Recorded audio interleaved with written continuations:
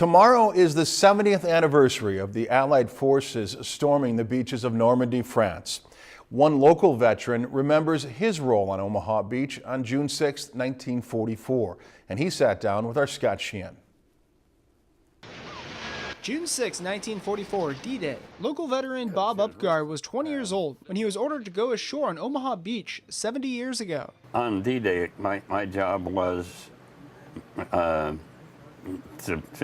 as a medic, and my job was to crawl to each one of these wounded when they were hit, and I was prepared only to give the morphine into his butt and say I'd be back. Then I'd write his name down. Then I came back later, and then we helped him on the way to the hospital ship. Upgard kept a journal during the invasion on rolls of toilet paper he found aboard his ship. He wrote down the names of the 12 men he cared for on the beach, as well as his other duties as a mechanic during the construction of the world's largest portable harbor. The Mulberry Harbor served as the avenue in which the Allies' cargo, tanks, and other supplies arrived on mainland Europe. The Seabees, that was their main project, to build the mulberries and then train the guys that they knew that they go in like this. Then they got them into position and they dropped them down. It was an honor to be part of this Eisenhower invasion. Upgard says the officers informed them how important D-Day and their jobs were to winning the war, and he was told to go do anything that needed to be done and listen to his orders.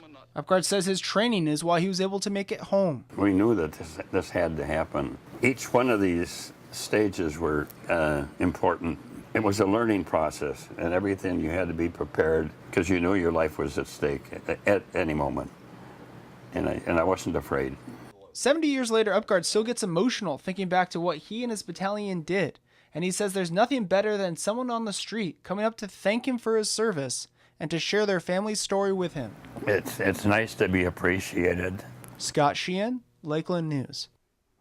Upgard says it took him 60 years to be able to talk about his experience in World War II.